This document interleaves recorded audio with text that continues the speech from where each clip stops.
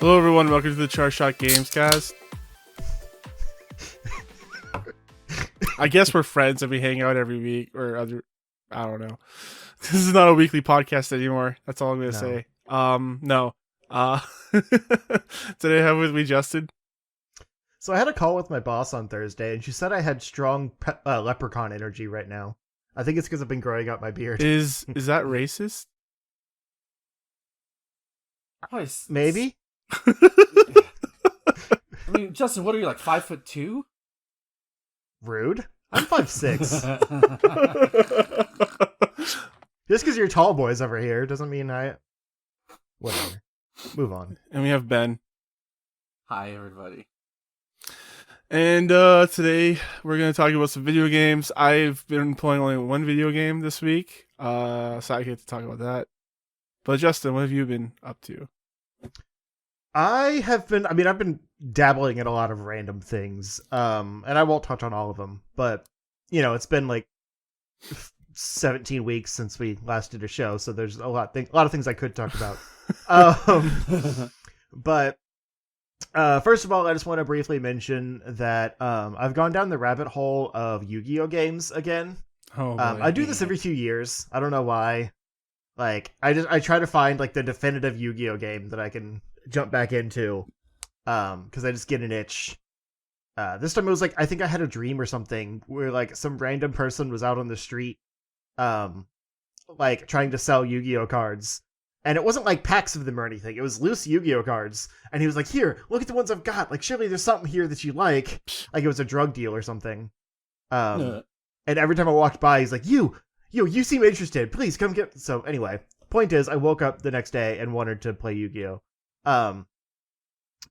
And there's a lot of them that are not good. Like you wouldn't think it would be a hard thing to screw up. But yeah, they're not all created equal. My era was the GBA DS ones. It was a simpler game back then, and I get a little overwhelmed by some of the new stuff. But I tried the one of the PSP Tag Force games, and like literally the first battle, like there's no tutorial or anything. You just get put against someone with a fairly strong pack or deck, and just kind of have to figure it out. And like I had some really cool cards that I just did not understand how they worked, and got immediately. I lost immediately. Wow. So like it seemed really cool, like presentation wise. Like there was some nice stuff where it didn't like have monsters show up or anything on the field, which I kind of like actually.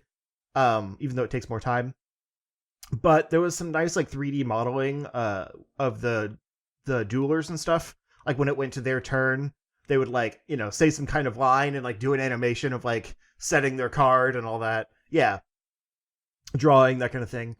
And like the special monsters would be summoned, like get a special summon, and then also have like a cool attack animation. That was clearly like an FMV because it was drastically different quality than the rest of the game. But it was still really cool, and you can also like hit a button to skip it. It's it's whatever. So like I really liked that one presentation wise, but it seemed a little bit not beginner friendly. So maybe I'll come back to it after I've practiced. But I think the one I'm gonna stick with for a while is actually what I was originally playing on my phone like a year or more ago, which is Yu-Gi-Oh! Duel Links. It's one of the free-to-play games. Tyler, our friend Tyler actually plays it also, so maybe I'll get some pointers from him. But it's legit. Like it's the type where you can obviously do like paid microtransactions to like buy packs, and get specific cards you want and that kind of thing. Like basically build your own virtual deck and battle other people online. Or you can just kind of play through casually. And as you battle like various computer players and like complete challenges and stuff, you get a currency that you can use in the shop to get more card packs and stuff. It's very simple, but like the PC version of it actually has a really nice presentation. I'd only played it on mobile before, and like it's a vertical oriented game, which is kind of weird when you think about it, because like when you're playing tabletop, like you'd think it would be, widescreen, but it's not. So on the computer, you still have your vertical oriented like battle screen in the middle, but on each side you have kind of like informational screens that give you like card info and trainer info and stuff. And then on the other side, it kind of keeps a log of your actions. Yeah, you mean it's like this versus like this, right? Yeah, vertical versus horizontal. Yeah, I think they do that. It's because that's how it is. Like when you watch it in the show, or even when you play like the game, like that's how you're looking at it. I think that's probably why they do it in the. I think it's phones, right? Like phones. Yeah, I think that's why. Really. Oh well, fuck me then. No. The trend is widescreen's out. It's all about the 4x3 and verticals. Oh, yeah. We're not doing this here, are we? Fuck. Was that a Justice League joke? Because we're not there yet. Yes. No, but I'm just saying. Okay. The trend. Yeah, a lot of games are going like the one hand. It's also a TikTok reference because it's vertical. Oh, gotcha. Mr. TikTok over here. So yeah, like I think they do it vertical so you can play with one hand, just kind of tap, But I really like the PC interface and like you can download like the high quality card images and stuff. So like everything looks really crisp. Like despite having a nice phone, it doesn't look nearly as good on there. And so like being blown up on a proper PC monitor and stuff, it's very nice. And like it doesn't have like full 3D modeling or anything for the monsters, but when you summon them, it still kind of has like a 2D portrait that comes up from the card and kind of hovers there lightly animated, which again I really like. So like big fan of that one. If you have Duel Links, hit me up because I mean I literally just started, but hey, we could battle.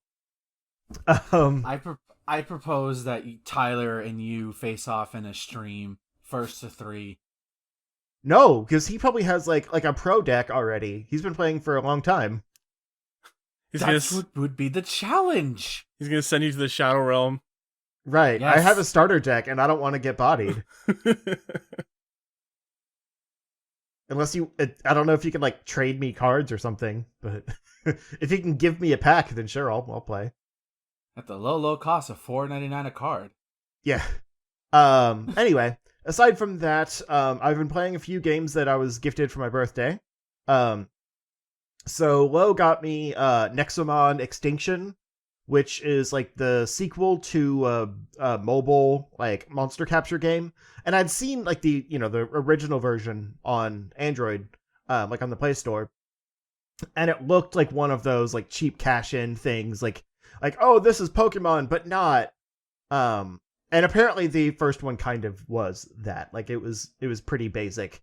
But the sequel is like on other consoles and PC and stuff. And it's actually pretty legit.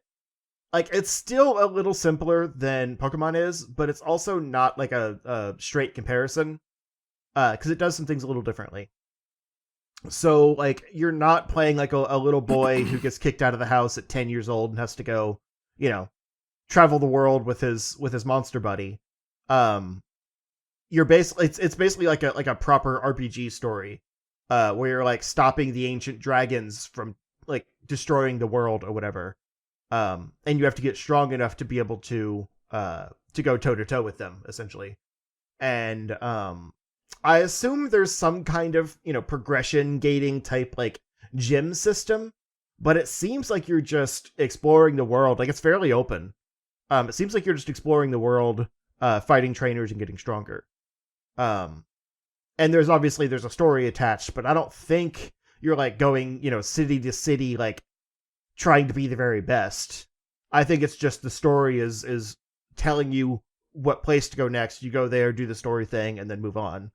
I'm not very far yet. I kind of got caught up in like actually capturing the Nexomon, because I wanted to see what they were. And since it's fairly open, I was just like exploring anywhere I could go, finding the different varieties and stuff. And so I didn't actually get very far in the story. But there's only 9 types. So like I said, it's a little simpler in that way. There's no dual types or anything like that. Everything is just a single type. And what's interesting is like when you start the game, you can choose from 9 different starters. So basically, you can Wow. start with any type you want. Jesus. And none of them are like one-offs. So like whichever one you start with is just kind of personal preference because you can find them all in the wild eventually. Oh, that's neat. Yeah.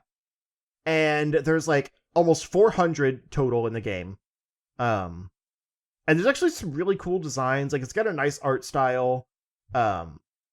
It's well animated. Like it's 2D, but like the battles have some really crisp kind of like 3D looking animations to them. So it's a very cohesive, nice looking style. And there's a good sense of humor to it, but it's also a little too fourth wall breaking for me. Like there's one character named Coco that's like a little cat, and that's like kind of your Deadpool buddy, you know? Like the one always wisecracking and like making self-referential jokes and stuff. And that's fine because that's the characterization of Coco. But when everyone else starts making those jokes about like, oh, well, I don't know why you have to do this, it must be lazy writing. Like it's like, okay, that's not characterization anymore. That's just ironically lazy writing.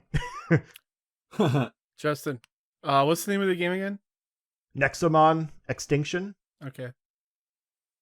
But I definitely recommend it. Like if you're in the market for kind of a Pokemon-like game, like this is kind of up there with Temtem, where it's not quite Pokemon, but it does a lot of really good things.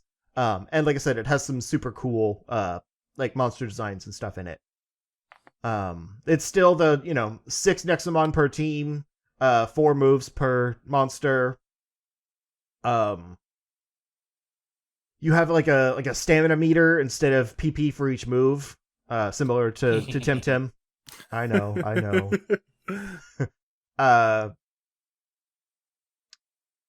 But yeah, it feels a little simpler. And what's kind of interesting is there's like a little like capture mini game. And the actual capture system itself is one of the most complex parts. Because when you go to capture something, it'll show like a bunch of different bars that fill up based on like how weak you've made them, any status effects you put on them, the type of Nexo capture device, I forget what it's called. The type of capture device you use, and whether you fed them or not. And so based on like those stats, you get a percentage of how likely you are to catch the thing. So it's not just, weaken them, throw a ball, and hope you catch it. You kind of have a little bit more control over like, your actual catch percentage. And then you have to do this little like quick button pressing mini game to actually have a chance at catching them. Because if you don't complete the mini game in time, then you lose it. So it's a little more active, and I kind of like that. Like I don't feel like it's just an RNG like I do in Pokemon, where you can throw an Ultra Ball at something that has 1 HP and you don't catch it, and then you run out and throw a random Pokeball on something that has full life and you catch it first try. Like, it doesn't feel like that, So yeah, that's cool. And then Ben gifted me Hades, which he has talked about plenty, so I don't want to dwell on it too much. But I wasn't totally sure what I was going to think about it, but like he really sold it to me. Even if I wouldn't like it, it's like, okay, yeah, this is a game that needs to be supported because it sounds really cool. And I actually kind of dig it. Like, it's satisfying in a way that roguelikes usually aren't because of the story, I think. So, like, yeah, you are still just, running the same rooms over and over again, dying and starting over. Like, that progression loop is there in the type of way that I usually get bored. But like the way that they build that into the story of like you're trying to escape hell essentially, and because you're like a god of the underworld, or the son of a god of the underworld, you just kind of keep showing back up in hell after you die.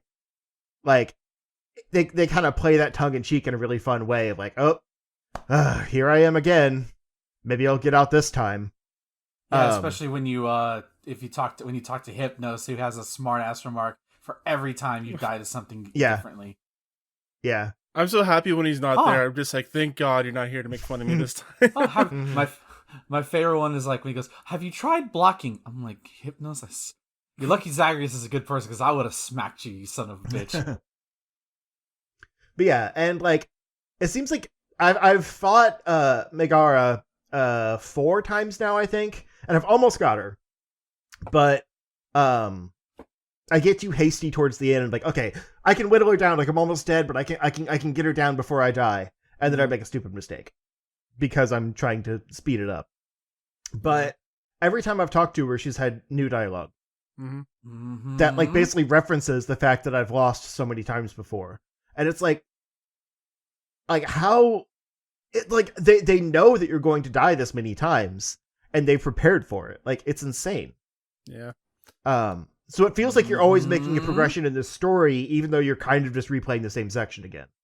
And that makes it feel special. Like when you finally beat her, but you end up dying anyways, like to something else. You come back and you can just like rub it in her face, like, "Ha, I beat you." Do you have to fight her again though? If you beat her, yeah, you have to beat. Yeah. If you get past her and then you die in after that, yes, you will have to fight her again. Okay. Saying more would have spoiled shit, so just yeah. you will have to will have to totally fight her. Cool. I haven't. I actually have not encountered what Ben has told me about that section yet, so which is kind of interesting. I mean, I beat the game, so yeah. I was just kind of hoping, like, it's a hard fight. And I was kind of hoping that like the boss fights are situational, where you beat them and they just kind of let you pass. So the next run, like, you get to skip that. No, I will say though, it does get easier though, like the more you play it. Yes.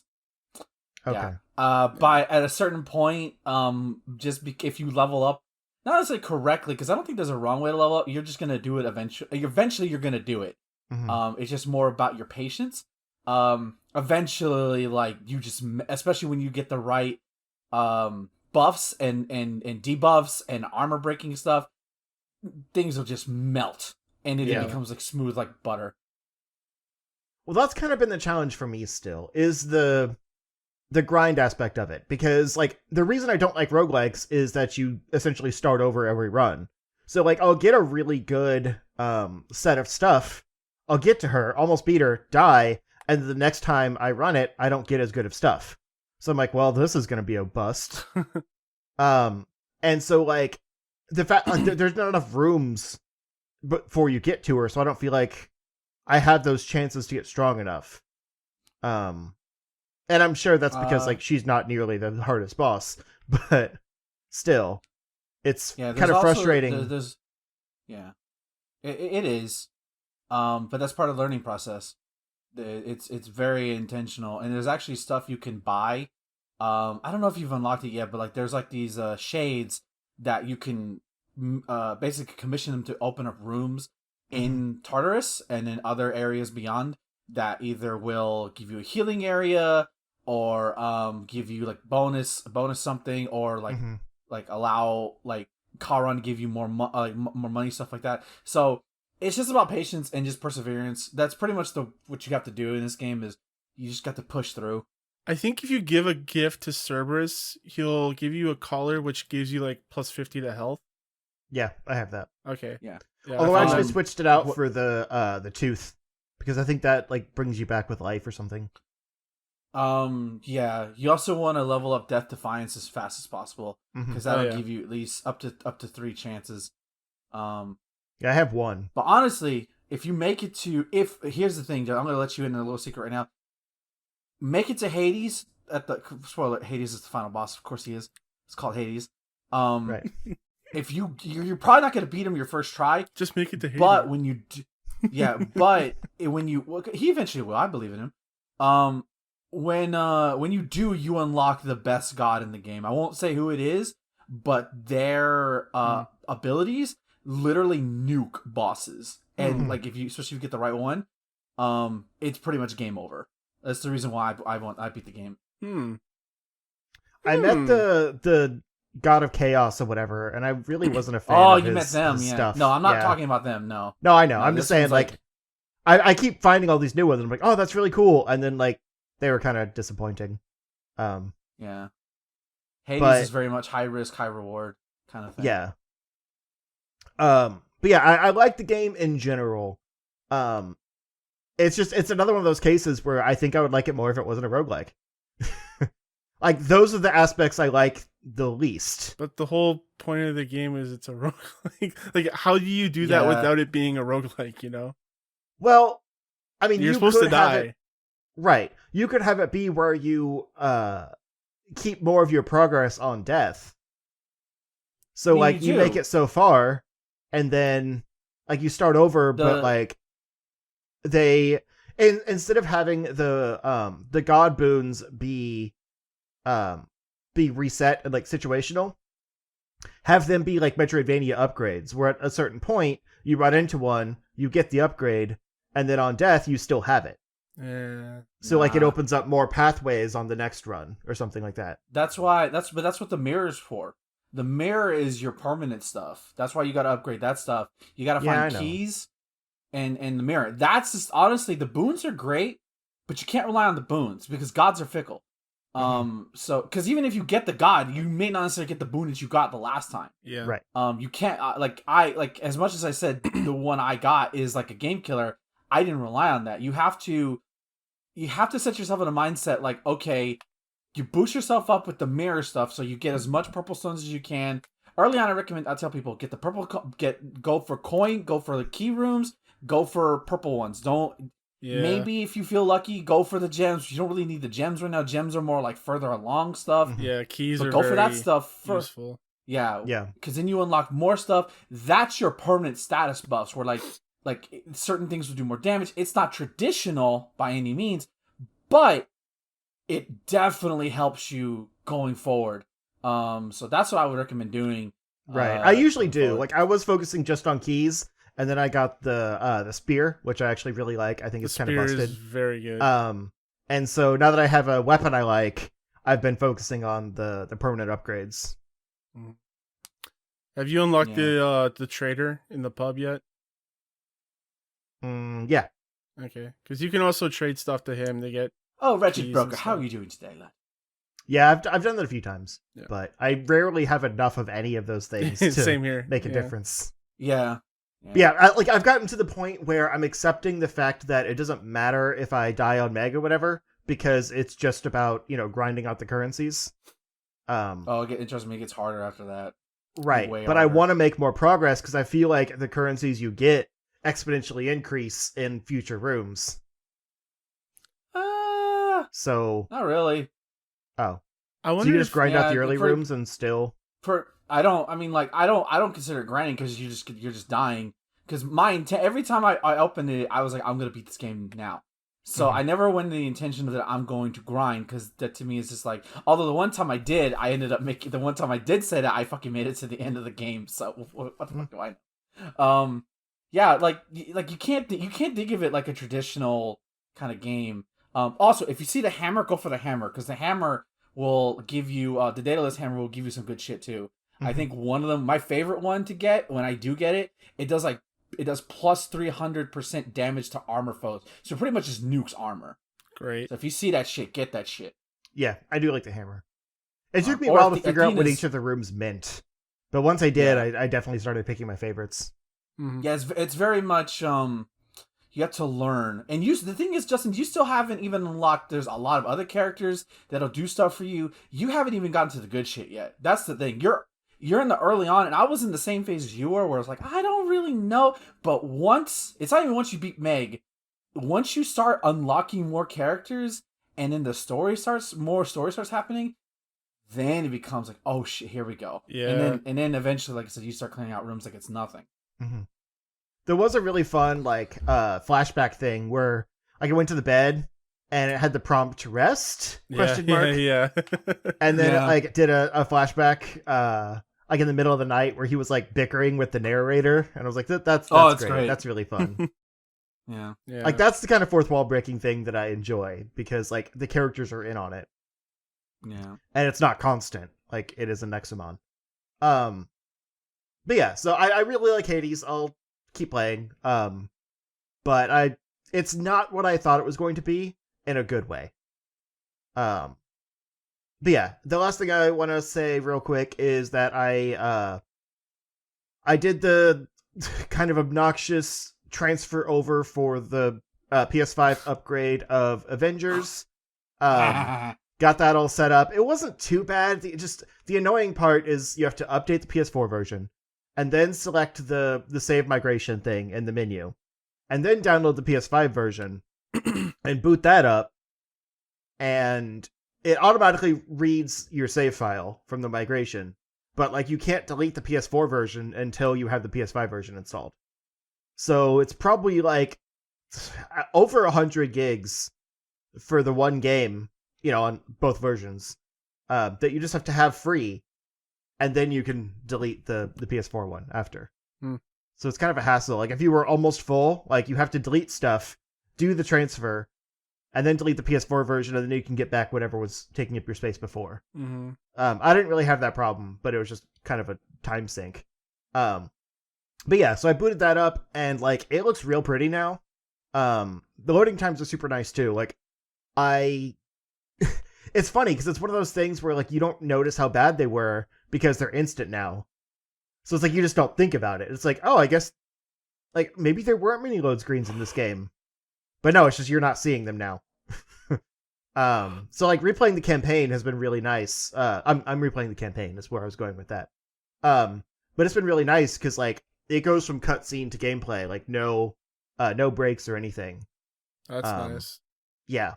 And it's a much smoother experience. Like it looks great too. Like the I don't think I played it in 4K originally. I don't remember if I had the 4K TV upstairs when I played through it before. You can see the pore on Iron Man's temple. You can see the pores on Kamala's face. See, I didn't want to be creepy, but here we are. That's why I picked. Why I picked the 30-year-old plus alcoholic versus the 16-year-old teenager. Yeah, but you said Iron Man, which he has a helmet on. Yeah, I was talking about a character that has a face. No, what? Semantics. He's semantics. got a helmet on. Semantics. Right. His helmet sweats. Gets glistening. The helmets don't have pores. God damn it. His does, because he's fucking Iron Man, and he puts that shit in there. Sorry. I'm just saying there's been a lot of close-ups of Kamala, and you can see her pores. I wasn't being weird about it. Anyway, the game is very pretty now. It looks great in 4K. FBI, open up! And, like, I'm not noticing a major, like, quality improvement in general. It's really just, it's crisper. And, like, it doesn't have the weird, like, graphical stutters and stuff that it had before. So it feels like it's the definitive version of what they were trying to do, rather than, like, some huge next-gen upgrade or whatever. Mm-hmm. Yeah. But yeah, I'm really enjoying it so far. I'm only a few hours in. But I forgot like how good the story is, especially early on, before you get into the games of service multiplayer stuff. Bleh. So I picked up New Super Mario Bros. U because Tyler and I have been playing Super Mario World on stream. Thanks to everybody for coming out for those. Those have been really, really fun. Yeah. Man. And like, God, I really like this game. I remember, and I technically still have it for the Wii U, but obviously Switch rules all. And it was on sale for $40, and for some reason it wasn't on sale. Normally for Mario 10 Day, they only chose like 3 games. Really? Only 3? Fuck y'all. Anyways, so I picked it up and I started playing it, and it's still really fun. I think I was just in the mood for more Mario stuff, more Mario goodness. And I really like it a lot. Obviously, it's not the hardest game ever, but it has enough platforming challenge to where I feel I'm getting a neurological tick. I think I just did the water level, which that had some challenging stuff. I forgot about the penguin power up. I forgot about the propeller power up. I forgot about all that shit. The propeller's the best. See, I never played New Super Mario Brothers Wii, so like I didn't even honestly, I don't remember encountering it when I played the Wii U version. So I was like, wait, this is in this game? Holy shit! Maybe it wasn't. Maybe they just added it for the Switch port. Who knows? It's not as common, but it is there.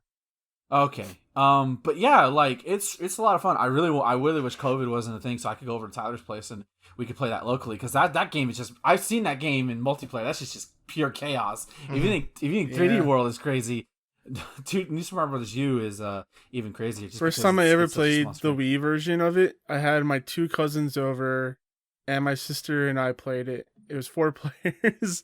Yeah. Oh, Could barely no. do anything, man. It was insane. Yeah, I had Yeah, that too. I Because it's bet. like, on a 3D game, you have, 3D space. So you're not, like, all over each other all the time. In 2D, you have, left to right screen space. That's it. Yep. Yeah. But it's fun so far. But not much to talk about. Although I feel like it should get a lot more love than it deserves. The only reason people dunk on it, quote unquote, dunk on it, is because it's another new game, and that's just because we were inundated with those from the DS title all the way to that. But I feel like this is the best version of it. So if you're gonna play any new game besides the DS version, which I think the DS version is still a good solid 2D platformer. This is definitely a good one to go, especially if you're hankering from like 2D Mario action.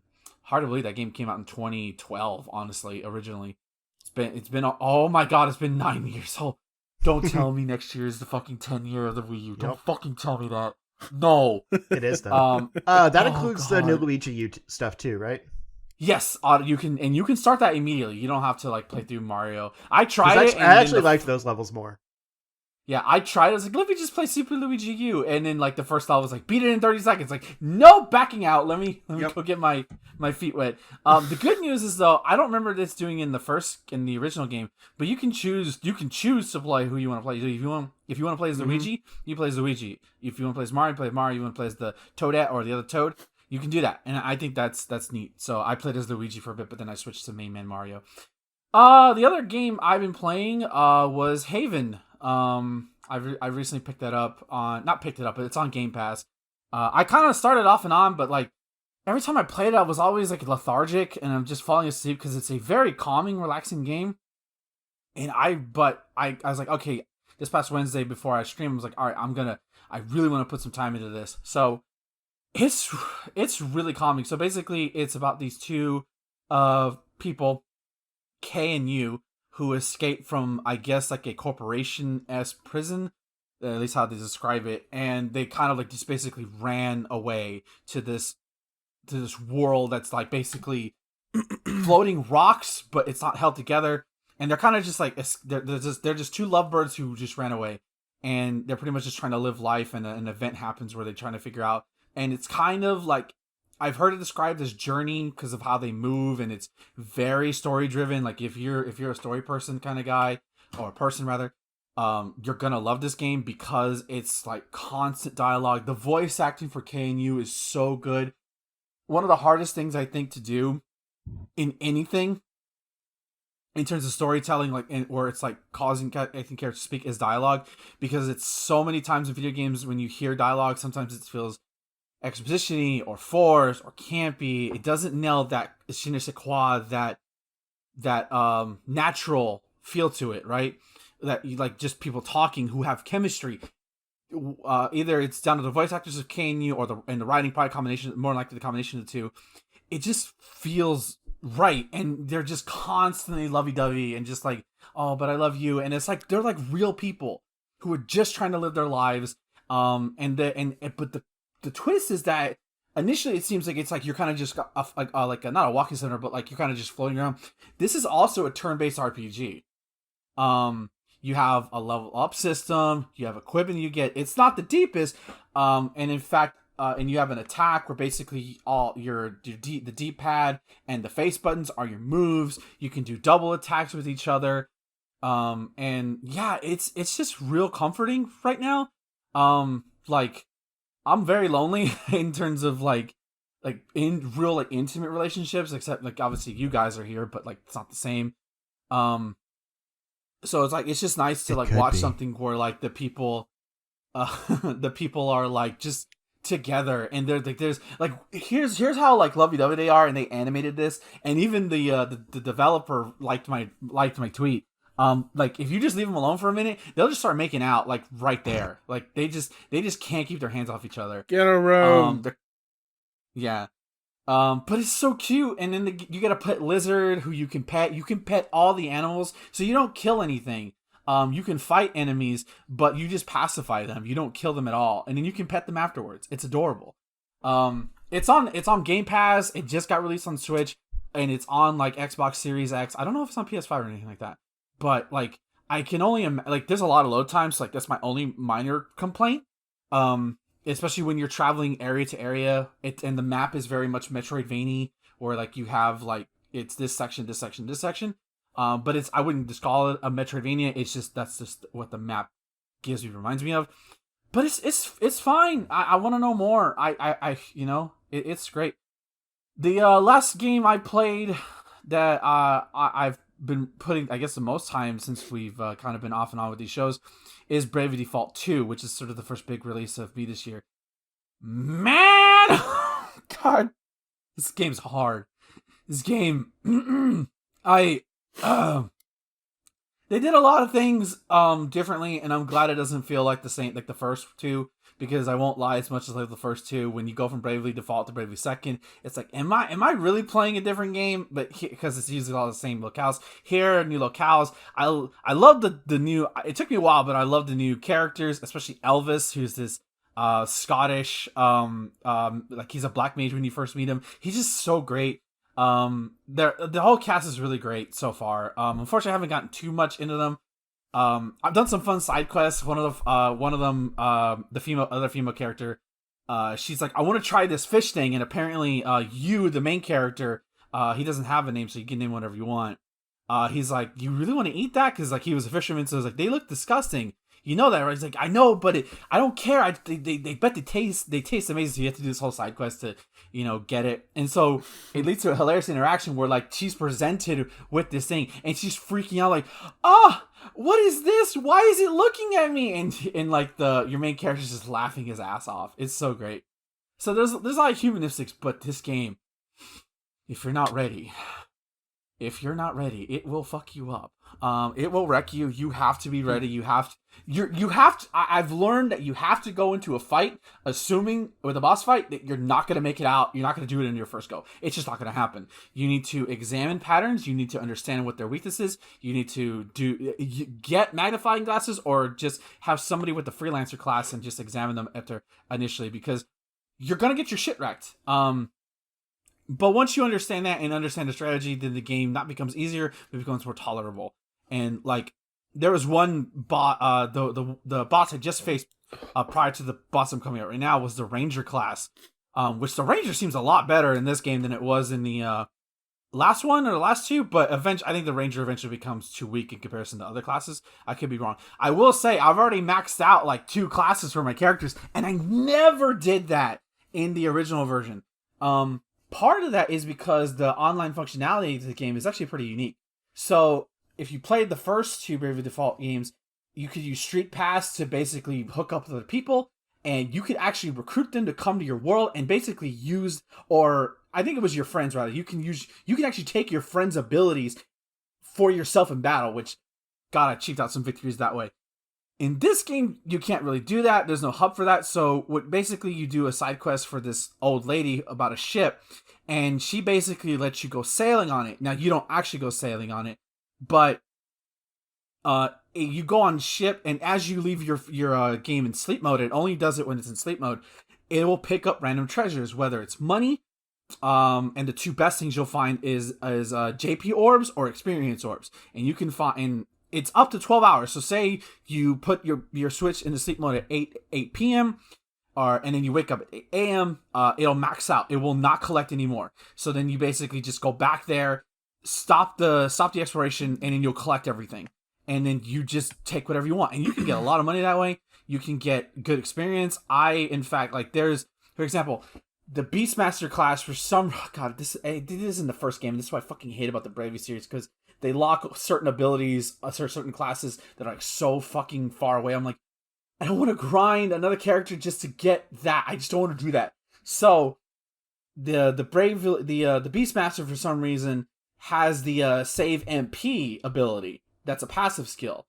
So I want that on my Black Mage for Elvis or my magic user.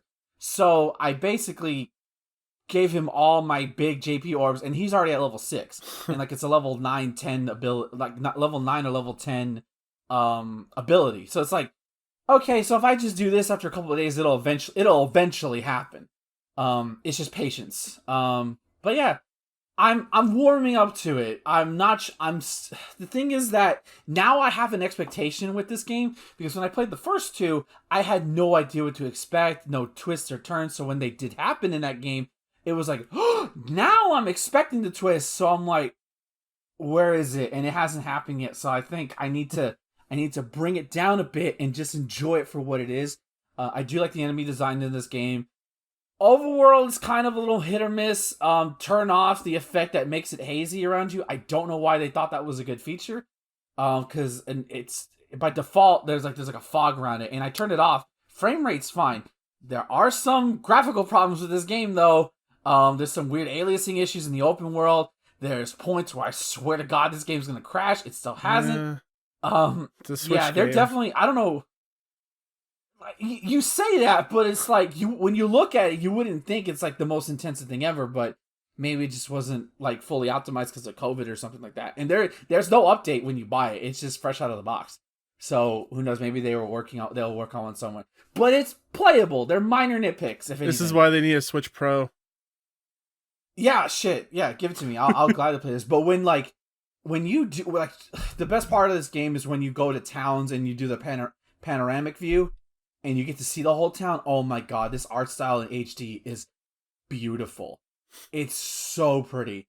And I like that they went out of the way to make the town so different. Like, yeah, you go to a desert town as your first sort of chapter area, but it's completely different than the desert town from the first game. It's its own unique identity.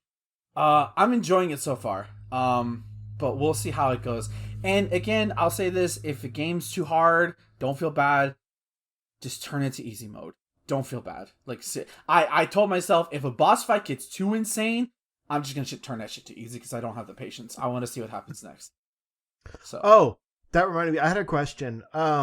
What is the detriment to turning on God mode in Hades? God mode? There's a God mode? Yeah. There's a God mode? Yeah. I've never turned that on. It told me about it. Oh. But I don't. Don't turn on God mode, dude. Well, it basically said, like, that it's if you just want to, like, appreciate the story and stuff. And I do. But, like, I don't want to screw myself out of something by turning it on. Maybe I'll just research. I thought you would know. I would say it's part of the experience to die. That's the point. I mean, he is a god, though. He's a demigod. He's not a god. Yeah. Yeah. I mean, like, if you do that, that's fine. But I would say that my victory, this is just me, that if I had done that, my victory against Hades would have felt hollow. And normally I don't care about that. But at that point, it became like the Michael Jordan meme. And then I took it personally. So, like, obviously you and I are very different players. But if you do it, I didn't know that was a thing. I don't have that know, kind of honestly. Yeah, I don't know if it like cuts. Well, it's the sense of accomplishment, right? Like, I know what you're talking about because I get that too. Like, I want to be pride in what usually I don't care. Do I beat Bravely Defaults for like the first boss? I put that shit on easy mode because it just became too hectic, and it's still the same ending. If anything, you probably might, if you beat it too early, you may not meet certain characters that give you certain things or meet other characters who know other characters in the game areas. Yeah, that's true. That's probably what you'll miss, and that's some really good story content. Yeah. That's kind of more what I was curious about. Like, I know that death is part of the game. I was just curious, like, as far it's just experiencing the story, like if I'd be screwed over by flipping on God mode just to see it through. And then, you would play probably normally again. Get the main story of it done. Like, what's that? Why Zagreus is trying to escape Hades. But you would miss all the side stories, and there's, like I said, and Thomas can attest to this. There's dude, you've barely scratched the tip of the iceberg. You only get more and more as you progress, and as you meet more characters and more scenarios happen. Like, yeah, like it may not pertain to the main story, but so much more side stuff starts happening. Eventually, characters will start talking to each other about stuff. like out of nowhere when you come back, and you just overhear them. As the famous writer once said, Alan Wake, it's not it's not a lake, it's an ocean. Think about it. Thomas, what's your one game?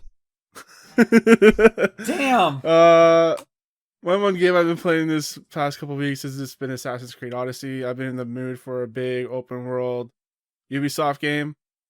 And man, I love Assassin's Creed Odyssey. It's so good. I've been unlocking a lot of the skills and melee combat abilities and stuff. And I just feel like a really overpowered character at this moment. I've been going around doing a bunch of side quests. I'll just talk about a couple of them.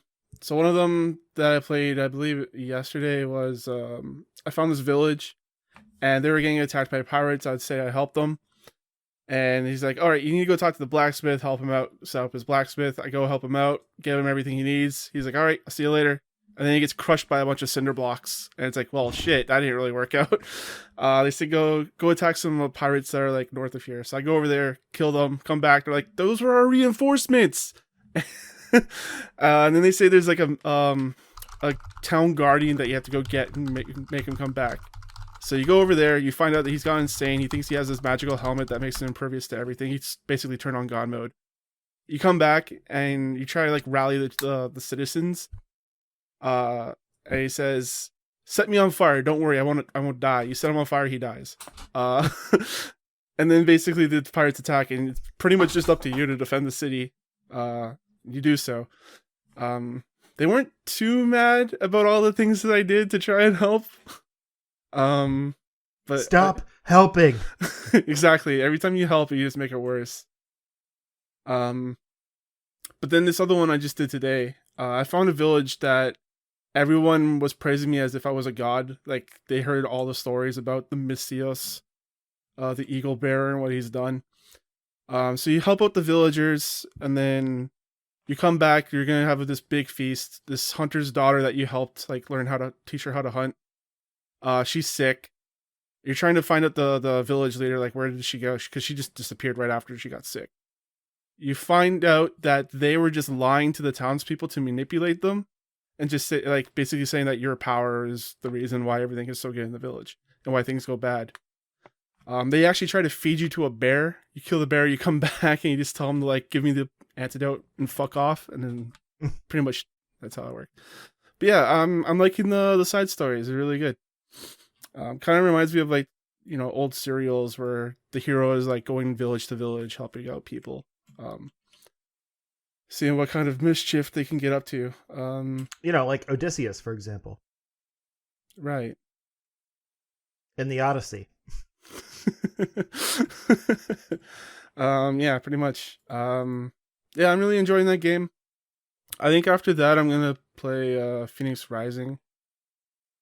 I don't know if Ben heard that. He usually uses Bluetooth earbuds. But yeah, I'm gonna play Phoenix Rising after that, just because I don't want to get into another Assassin's Creed game right after. I mean, you kind of are, but It's an Assassin's Creed game, but it's not Assassin's Creed, and I think it's still that Greek mythology to it. yeah, Yeah, it so is. I like the Greek mythologies. They're good. Me too. But yeah, I've just been having a lot of fun with that. I am playing as Alexios, for those of you wondering, and I know that he was only made because the guy was being an asshole. He's like, I need a man leading this, but I actually like his voice acting. I like the way he treated that character. Yeah, that's about it. I really haven't been playing a whole lot. I tried jumping on Destiny, but I'm just not in the mood these days. Honestly, just playing video games in general, I haven't been in the mood. That's why we haven't really done many of these.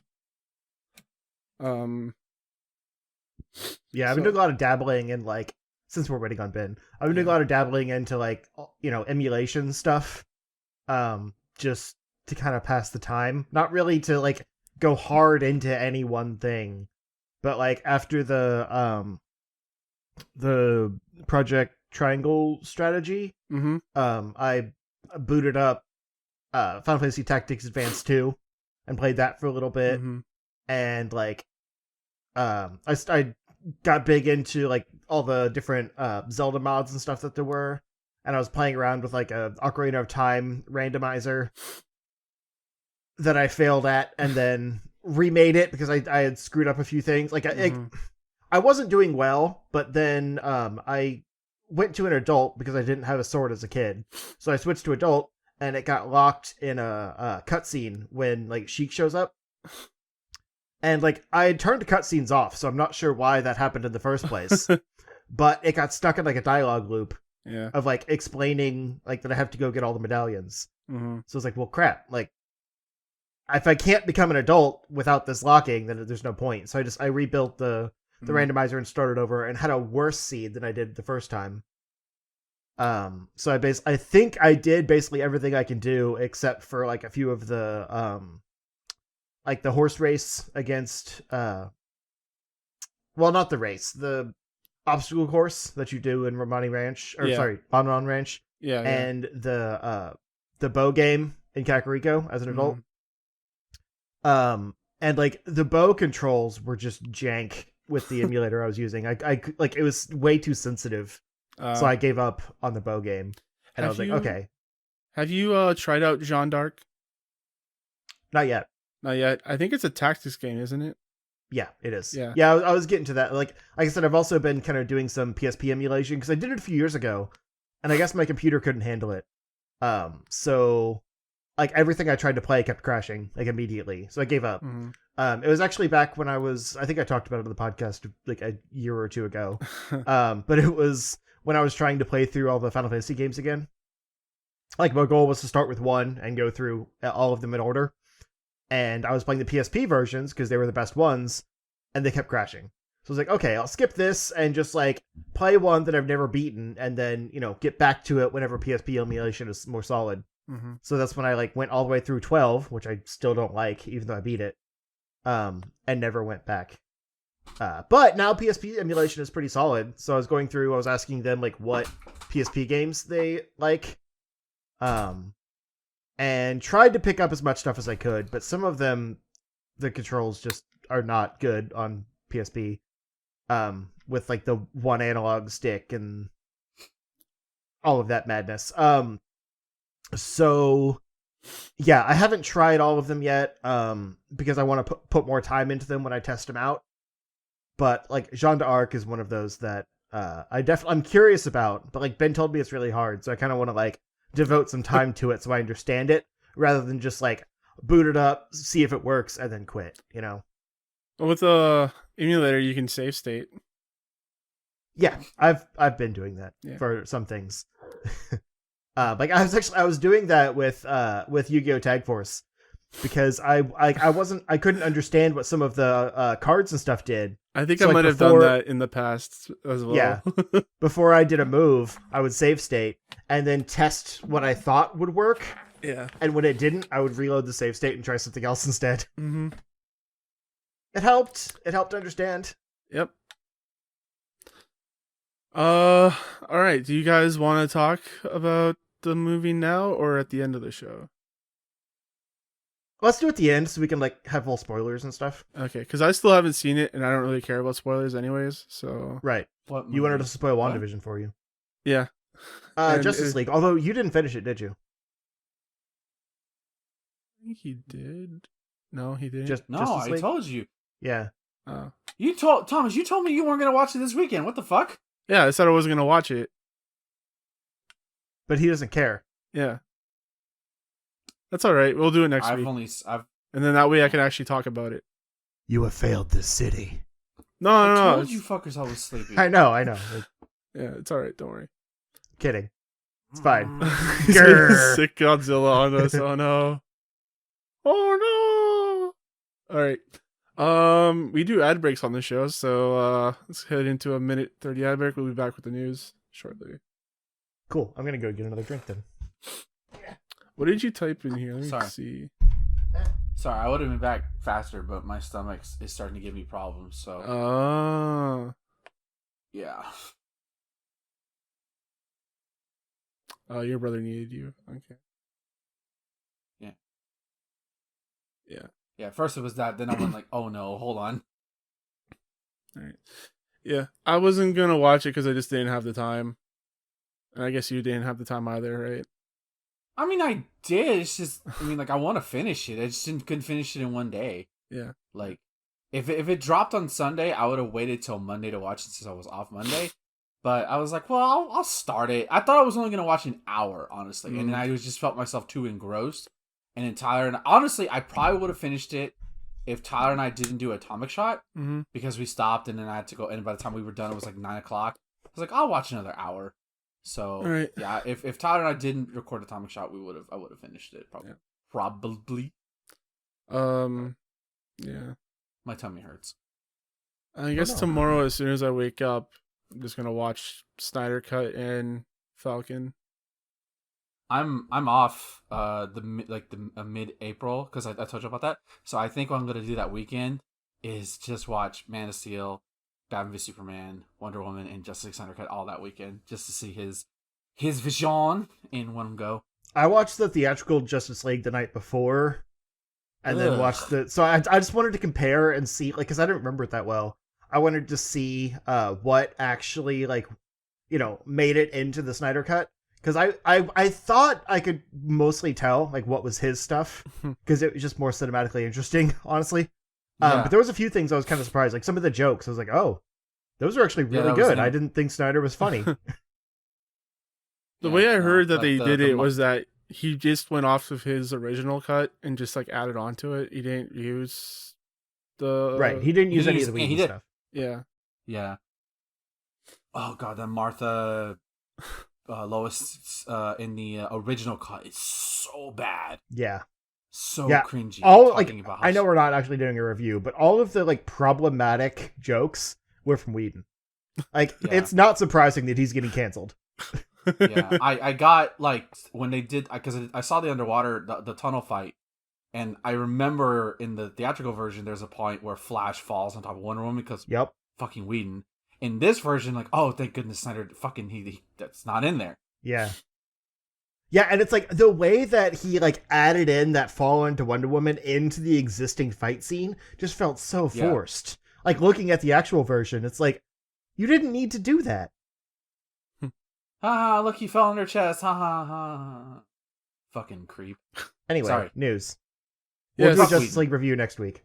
Yeah, we'll do that next week.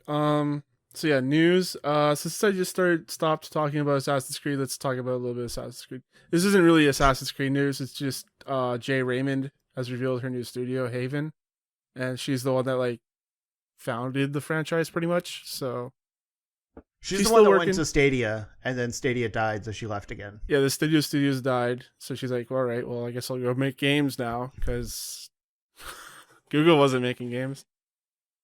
But yeah, that's pretty much the news for that. So let's hop on to a different franchise, Harry Potter. The Hogwarts Legacy Harry Potter game. Transgender character creation options. This isn't an official news story, but it was leaked out that they'll have transgender character creation options, which is basically just mismatching the voice and body type. So you can have a male body with a female voice and a female body with a male voice. I don't know how transgender that is because I'm not in that community. Well, it's also the idea that, like, you're not pigeonholed into, like, wizard or witch. I thought they were. Well, it's the path you go down is based on your choice. Oh yeah, you have to pick which one you want to be. Yeah. Still no fluidity in there, but it's a start, I guess. But see, J.K. Rowling is only transphobic, so that's the only thing they have to worry about. Yeah. They don't have to go any further than the bare minimum. Yeah. Yeah. No, here's my thing. I've said it before. I'm going to get this game. Like, I'm not going to feel good about it, but I love Harry Potter. It's not my fault that the author sucks. The franchise is still beloved to me, and I want to play it. Like, I'm not going to have less fun because she's terrible. But I think this is not the kind of press they were looking for. Like, saying, oh, she might not believe in transgender people, but here, our game does. Like, it kind of feels pandering to me. And like, if it was, like you said, a kind of a more fluidity thing of just you create your character and it doesn't matter. Like, Animal Crossing did that. Like, you don't pick male or female in Animal Crossing. Yeah, you can, like, if you could pick, like, non-binary, because there's a lot of, like, games now that are doing that. Yeah. Or, well, just things in general. Like, social media will say, would you say non-binary or male, female? Mm-hmm. Like, there's a bunch of stuff out there like that. Or, like, if they wrote something in where the dialogue references your pronouns. So, like, it's not so much that, you know, yeah, your that would character actually creator, be pretty good. Yeah. Yeah. So, like, instead of having a character creator where you can just mismatch the body type and voice, actually have you, like, choose your pronouns and then the entire game refers to you as such. That's a simple fix. But it sounds like they're not doing it that way. Low in our chat says, the new marketing campaign for companies is being woke. Yeah? Yeah. Fortunately. Yeah. And that's the problem. Is like they didn't have to say anything about that. But like, they did it. But it wasn't them that said it. It was like the devs that were trying to, like, you know, try and steer the PR. Well, I mean, that's them. The devs are the them I'm talking about. Oh, okay. Yeah. Because they are the studio, essentially. But, like, they could have just let the game come out. And the people that are, like, adamantly against it aren't going to buy it anyway. They're the ones that are, like, going to Twitter and being like, this is too little too late, like, it's not enough, you know, blah, blah, blah. Like, reminder that she's transphobic and you still shouldn't support this. And, like, you know, the cancel culture is already there. Like, you can't fix that at this point. So all it does is make it seem like you're trying to course correct by doing the bare minimum. And it's not helping anything. I don't know. I'm a Harry Potter fan. I don't care about the rest of it. Like I said, I don't feel good supporting it. But it's also like there's a lot more people involved than just her. So yeah, it's fine to me. But this is bad, honestly. Like the inclusion is good. I appreciate they're basically taking a stance against her by putting this out. But it just feels like they're only doing it because of the reaction they've been getting in regards to her. They're not doing it actually for the people. Yeah. Ben, you have anything to add to this, or should we just move on? Fuck J.K. Rowling. Alrighty then. Yeah. So moving on. Okay, so PSVR has Spotlight. So it showed off a few video games from them. They had Expect You to Die 2, The Spy and the Liar. Arizona Sunshine guys are making After the Fall, which is a fast-paced co-op FPS game. There's a JRPG-inspired MMO called Zenith coming to PSVR. So that's weird. It's kind of weird. Yeah, it's like a MMO. Yeah, inspired MMO. It's kind of like dot hack slash. Yeah, dot hack. Dot hack. Yeah. It's kind of like a dot hack. The point of MMOs is to be a time sink, and VR specifically says not to use it for too long. That seems to be at odds. I mean, it depends on how good your VR eyes and legs are, right? I guess. Because I can be in a VR system for I used to be able to do it for like 3-4 hours at a time. Yeah. I usually play Beat Saber, so like I just get tired. You get exhausted. You're like, all right, I can't do this anymore. Right. Yeah. But yeah, it's just another thing to say, hey, VR's not dead. We talked about their PSVR2 basically last time. Mm-hmm. So it's nice Speaking to see. of. Yeah, it's nice to see that they're still supporting it. So keeping on with that. The next gen VR on PS5 showed off the new controllers. Do these controllers kind of look like the ones that you have for your thing? A little bit. Yeah, I mean, like they look like this is more just like a single circle. Whereas I think the PSVR is kind of more of like a spherical shape, so it actually protects your entire hands. Because like I have a problem where I'll hit my hand, like if I move my hand back, I'll smack it on something. Usually my mic arm. But this is like more of a roll cage, I'd say. I don't know. I kind of like it. It's definitely inspired by the Oculus, but I think that's because like there's motion sensors or finger sensors in the ring part. But I like it. Yeah. So some of the features that they are touting here are adaptive triggers. I assume it's like the ones with the PS5. Same with the haptic feedback. Finger touch detection, so the controller could detect your fingers without any pressing in the areas. That's neat. Which again, Oculus has. Yeah. Okay. It's all fairly standard it's all fairly standard VR stuff now. All right. Tracking the VR controller is tracked by the new VR headset through the tracking ring across the bottom of the controller, which I guess is what yours does. Yeah, but this is a big deal for PSVR because you won't need people were worried they were going to put like a PSI or what is it called, the PS camera. Yeah, the way that it was set up before was that you had the headset, the camera, which was basically just the camera they had lying around, and then the motion controllers, which they had just lying around. Like it worked, but it wasn't like the best VR tech. So this sounds like it's the inside-out tracking where it actually goes off of the headset. Yeah, which would be really cool. Yeah. I'm actually really happy to see this because it actually shows that they're putting an effort into VR. Mm-hmm. I mean, PSVR was still one of the best-selling things, despite being kind of jank. Yeah. So it's not surprising with all the exclusives they get and stuff that they'd want to put more money into it. Yeah. Because I mean, that's gonna be a big deal. That's the one wired headset I would be interested in. Yeah, I think we talked about last week. It's just gonna be one wire instead of like a billion cables connected to a breakout box. Because I love wireless VR, but I still a lot of times have it tethered to my computer to do the Oculus Link stuff. Mm-hmm. So if I had a better source for that with exclusive games and stuff through PS5.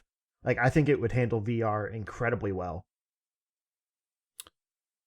It must be fun to be a listener and just hear you bash VR in the beginning of our show, and then now here you are with a VR headset and just drink it in, baby. Drink it in. Just fun to see the evolution. But if you remember, this might be wrong. If you remember, I said, maybe trying VR would make me more convinced of it. But nothing I've done so far has made me feel like it's worth it. And I said with the when we were talking about the Quest a few years ago, that wireless VR would be something that would make me it's been a progressive thing. Wireless VR sold me on it, and now I'm all in. So keeping it it's called character development. Go ahead. Yeah. So keeping it within the PlayStation family, EVO is welcoming PlayStation into their family. I don't know what this means. This is a Ben thing. What does this mean? I don't know. What do you want me to say? You're the fighting game guy. I'm the fighting guy. Yeah. Because I honestly didn't read this. So I followed some people who so I think one of the things I think it's cool, honestly. I think they've immediately said that they will not be like Sony. It's I think the first thing I saw was oh my god, Killer Instinct's not gonna be at EVO because it's Xbox. I'm no, I think they've already said that game console, it's not gonna matter. They're working with Tom and Tony Cannon, since that son of a I don't want to utter his name because he doesn't deserve to be uttered, was ousted last year. Tony and Tom Cannon will remain in a closely advisory role to ensure EVO continues to serve the fighting community and support its thriving growth. This partnership marks a new collaboration to get new sources and expertise that will allow us to elevate gold global reach, scale, and fan engagement. And they base this also. This is kind of bearing the lead. They're gonna do Evo Online. They're gonna try Evo Online this year in August. With the support of world-class publishers, Evo is returning this year as Evo Online. A fully competition takes place between August 6th through 8th, 13th through 15th. Entry fee will be free. Players in North America, Europe, Asia, and Latin America will be able to compete in Bandai Namco's Tekken 7, Capcom's Street Fighter 5, Warner Brothers Mortal Kombat 11 Ultimate, and Arc Systems Works Guilty Gear Strive in an open format. The online qualifiers will be live streamed for fans. For more details, will be shared in the coming weeks on Evo GG. So yeah, pretty much. No live Evo this year. We're going online. Well, we didn't even get online Evo last year because of what happened. So, let me just clarify something. I think I messed up when I read this. Is that PlayStation basically bought Evo? I think I said it the other way around in the intro. Yeah, Evo bought PlayStation. What? I mean, it's cool. I mean, as long as they allow. The thing I'm like, number one, Evo better fucking start paying people big money because now they got that Sony money. Yeah, like so, like that's number one thing. I even know like one FGC prominent member, Li Joe, who you may remember from the 2016 Street Fighter 5 Grand Finals run that he had, or not Grand Finals, but run that he had where he nearly toppled Japan's greats. That he basically said like, if you're gonna fucking put me on any advertising campaign, I want that fucking money. Which they should, and anybody who works for Evo should this year for online or do something for them. You better get that bread. As long as they stay hands off and basically allow Tomy the staff to do what they do best. I know Markman, who has a hand in a lot of the Evo stuff. He pretty much just says that they're allowing us for new opportunities. I think it could be good. I think it could be great. As Sony was already not necessarily partnered, but they would usually sponsor Evo. I mean, hell, the only reason we have Street Fighter 5 is because Sony paid Capcom to make it. That's the only reason why we have that game to begin with, and also why it was rushed. Because they had to have it out before Evo. So yeah, I it's hard to say at this point what it means because we truly won't understand the grander effect of it till 2022 when I assume we all be vaccinated by that point, and we can have large gatherings by summer 2022. Better when Evo's back in full force. Huh? We better. Yeah, well, hopefully, because I want to travel the world again. So yeah, I want to go to Evo and get bodied in finals and go gamble all day. Yeah, it's hard to say. I kind of feel like they buried the lead about like the fact that they're holding Evo Online. I feel like that's not getting talked about enough, and I'm gonna say this right now. Fucking put Killer Instinct in there. Like I get Street Fighter's a big name, but that netcode is ass. And the fact that they're gonna do an open tournament with Street Fighter 5's netcode, really, guys? It's gonna be bad, man. You're gonna do it like okay. Guilty Gear Strive proves they have good netcode. They're good. They have, according to some, I didn't play the beta, but according to people, it's the fucking best netcode in fighting games. Like it's that godlike. It's better, and then MK's netcode is spoken for. I think Tech. Oh god, Tech! You're gonna do this with Tekken and Street Fighter. You're gonna embarrass them. Oh, whatever. Everybody knows how terrible these netcodes are, anyways. Put Killer Instinct in this fucking lineup. That's all I'm saying. Even though it's older, rolled back, it's still fucking great netcode.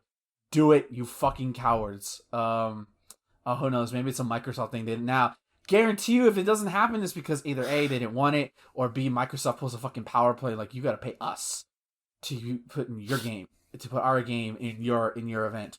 Yeah, but who knows? It doesn't sound like them though. What was that? I'm just saying, like Microsoft has been very open with their policies, like lately. Yeah, that sounds more like a Nintendo thing. I just yeah.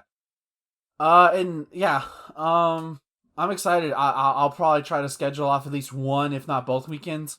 I probably won't get both weekends, but to see it because I won't lie, I missed Evo. It felt weird not having Evo last year, even in an online capacity where like I would fucking have that weekend off and just watch fighting games all day. And yeah, hopefully that comes back this year. But yeah, I missed it, man, because like we used to just hang out and watch fighting games over a weekend.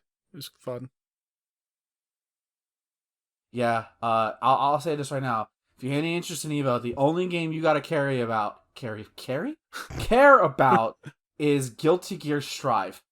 That game is gonna be amazing, and I'll tell you why. Because every fucking fighting game player from all different communities played that beta, and as far as I can tell from the Twitter accounts that I follow, they're all going in on that game. So you're gonna see the very best of the best from each community. Like there were Tekken players, there were Smash players, there were Marvel players, there was everybody playing that beta, and they're all in. And of course, the game already speaks for itself visually. I know Guilty Gear fans are salty because it doesn't play like the previous game. So, but I can't attest to that because I've only played a little bit. I'm not that good. So, if you're gonna watch one game, Strive. That's gonna be the game, and I look forward to watching Strive with you, Thomas, because that shit's gonna be awesome. And Justin too, if he's available. All right, and our last news story for the week is going to be the Square Enix Presents digital showcase. We're going to start this off with the new Life is Strange game, Life is Strange True Colors. You heard me correctly, Life is Strange 3. I think it's 3. Well, there was the prequel it's 3. before the storm, so technically this is 2. No, because Life is Strange 2 was... Oh, I forgot about that game! Everyone did. That's the superhero, that's the kid, about the kid, right? Yeah. Who has leukemia or something? But I think it was also... It was Life is Strange 2, but it had a subtitle. I don't remember. It did have a... Wait, I'm going to look it up while you talk about it. Yeah. Alright, hold on. So, this game looks cool. Second. Like, I'm not a big fan of, like, the empathy, like, synesthesia power that basically, like, highlights characters in different colors to essentially feed off their emotions and, like, get insight about them. And, like, they're trying to make that kind of be, like, the chaotic nature of the time travel from the first one, where, like, your emotions can get overloaded and it has, like, devastating consequences or whatever. So it's like, you can use it whenever, but if you use it too much, you'll do damage. Like, maybe it'll be cool, but that doesn't, like, I love time travel way more than, you know, emotion. I don't have that, which I don't have time travel either, but I wish I had time travel. I don't really care about emotions. No one wants to be an empath, but everyone wants time travel. I want to be an empath. Exhausting. I'll be an empath. Let me absorb your pain, please. No, so Life is Strange 2 didn't have a subtitle, but it had that side game called The Awesome Adventures of Captain Spirit. Oh, okay. Yeah, I thought it did have a subtitle. All right. Fuck, I need to still finish telling me why. Shit. Yeah, so this is technically a sequel, like a straight sequel to Life is Strange 2. It's all new characters and everything, but it kind of continues on from that universe. And there is at least one crossover character that they show off. So, like, it's possible there's more connections, you know? Yes, I guess, of course it's her. Yeah. Chloe. No, Life is Strange 2. Oh. Huh? Life is Strange 2 has I'm fairly certain that they showed off the blue hair chick. She doesn't have blue hair. I forget I could have sworn her name. She has a blue beanie. Yeah, Maybe that's what Chloe. you're thinking of. Huh. No. All right, hold on. It's not. I'm looking. I don't remember her name. Okay, but anyway, I see what you mean. They're foregoing the episodic nature of it all and releasing it as a full story on September 10th, which is kind of neat. I never really liked the episodes. I felt like it segmented the gameplay too much. I don't like it worked as like, you know, kind of a TV show type thing, but I think you can tell a better game story by putting it all together. Because you don't have to deal with like progress carrying over from episode to episode and all that. Like it, you know, you could have it seems like it's more of an open world type thing because you're just like exploring the town and figuring things out as you go, rather than kind of that linear element of just like following the narrative with a few deviations. But it stars well, the character, Alex Chen, who's a young Asian American woman with psychic powers, which is what we were talking about with the empath stuff, who moves to Colorado to discover the truth behind what happened to her brother Gabe. And it's coming to current and next gen consoles, except for Switch. But including Stadia, which is I mean, like, sure. that's like a game you can actually play on Stadia because you don't have to worry about input lag, you know? Well, except for the QTEs. Oh. Right. Whatever. Fuck it. I doubt they're that. It's not as bad, I would assume. Yeah. And yeah, I don't know. It looks cool. But these have never really been my type of games. And then they also... Yeah, I like watching people play them rather than play these ones. I should stream one Yeah, of them. exactly. It's the kind of thing where like you can see multiple playthroughs and it's still interesting. Y'all want to see me cry on things. the live stream? I'll play a Life is Strange game. I will cry on one of those. Yeah, sure. I'd watch you play that. Actually, I did have Life is Strange 2 downloaded on Xbox Game Pass, and I never got around to it. Because it's the kind of thing you have to be in the mood for. Yeah. And, like, in the middle of a pandemic, I'm not going to play an emotional game. I think that's why I didn't continue. Tell me why, because I'm like, do I want to feel sad today? Not really. Oh, no, that's the one I had downloaded, tell me why. not Life is Strange 2. Yeah, tell me why. It's beautiful. Tell me it's a why. Game. Visually, it's not beautiful. Love it. Yeah, it seemed interesting. Anyway, we also have a compilation of the first Life is Strange games, which it's Life is Strange 1 and Life is Strange Before the Storm. So it's the prequel to the game that came out, the first one. I thought the presentation said it was Life is Strange 1 and 2. No. But this is saying Life is Strange and Before the Storm. No, they never mentioned 2 because no one talks about 2. That's weird though, because this one's a sequel to 2. I guess because it's still current gen. So like they don't need to remaster it, maybe. We don't talk about 2 yeah, here. Maybe I should. 2 is not that one. This is why they don't. This is why they didn't call it 3 because they're just like, let's just drop the numbers. That's fair.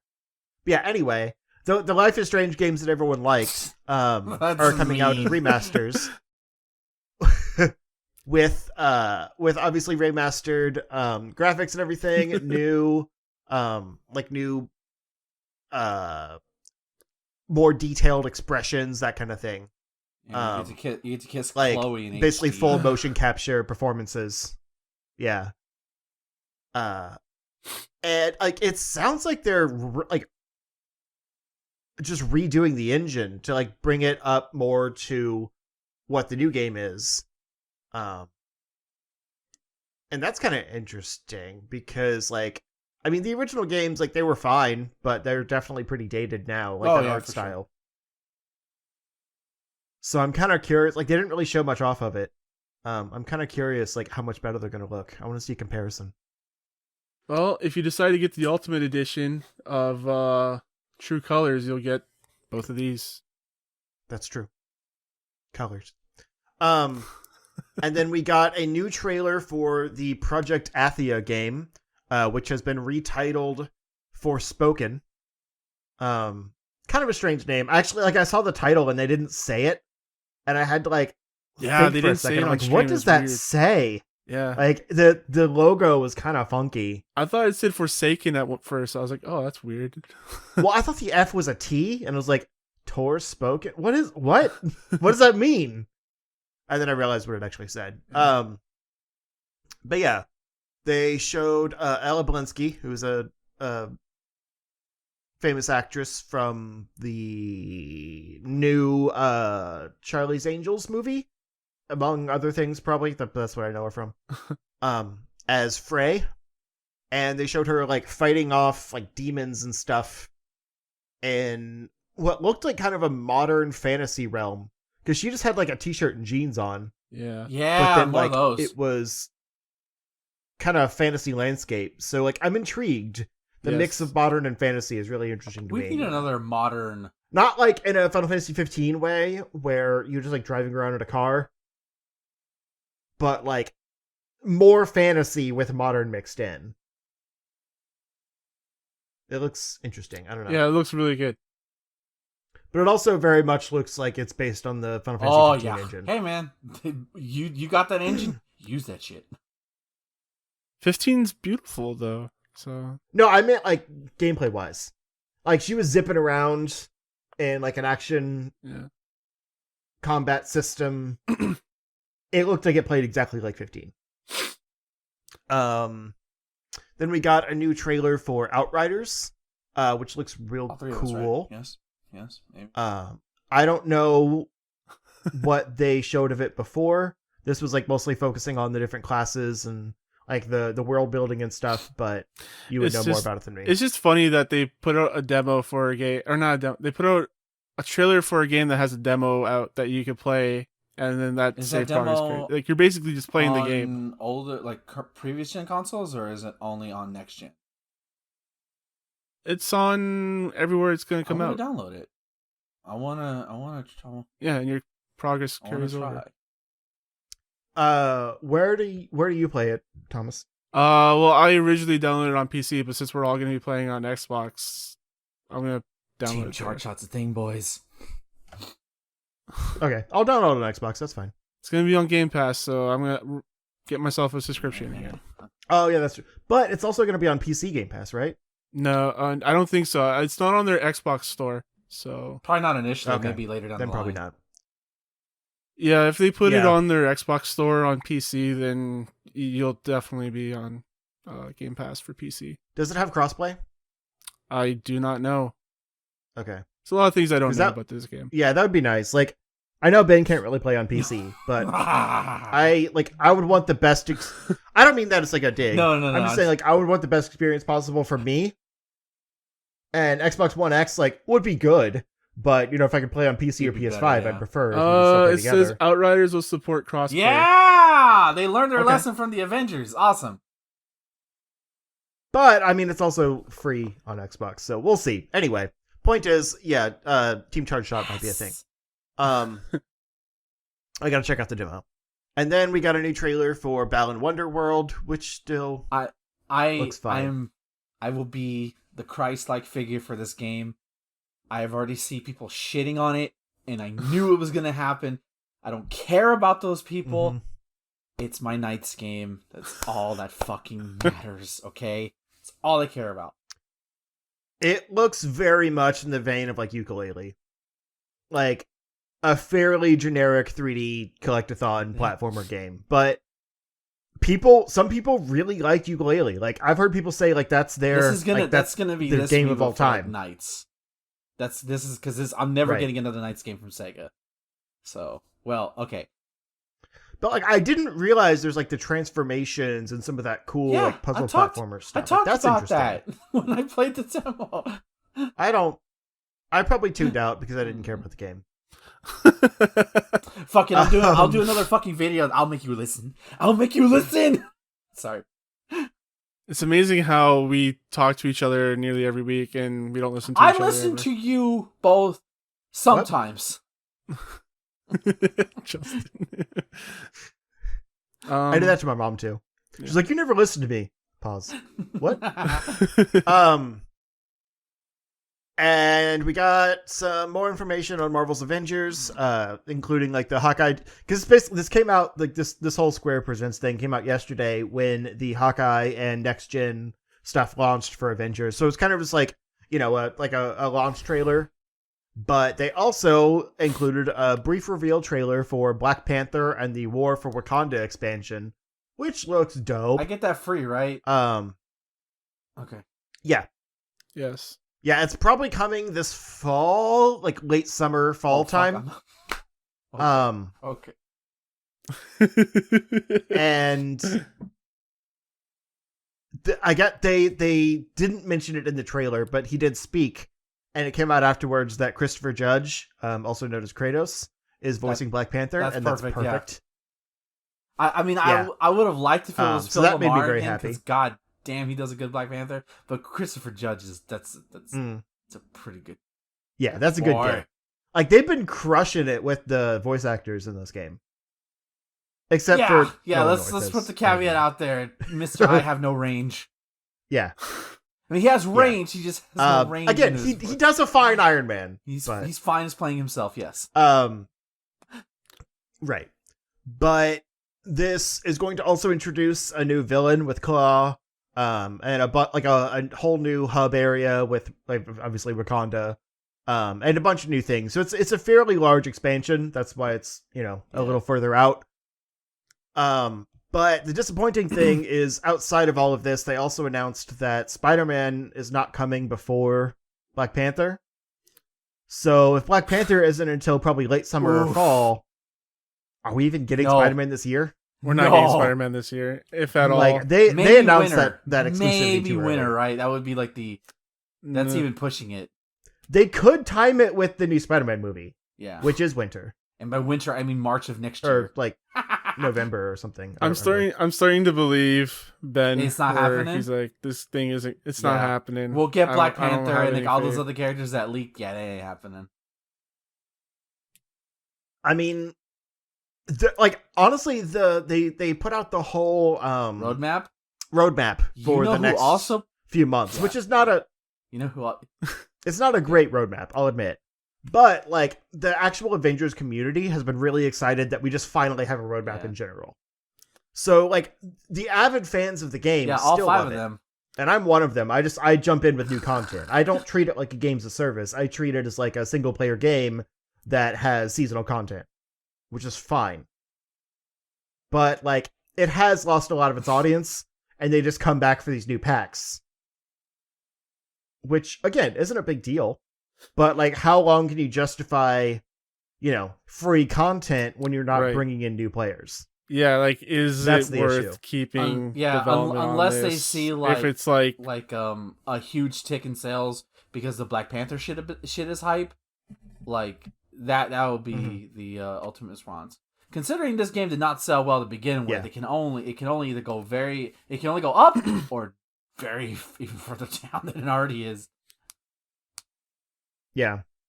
And I would bet that their microtransaction model probably isn't doing super well either, because they're not putting out the content to justify people wanting to put the money into it. A lot of the skins look the same, so are you really going to buy 6 of the same looking skins? Yeah. Probably not. And by now, you would have already found the one skin you liked and just stuck with that. Pretty much. Yeah. That's how I am with Mortal Kombat. That's why I stopped unlocking shit. I'm like, I don't need anything else. Fuck off. Although it does make me mad that I don't have enough resources for the Hawkeye challenge card.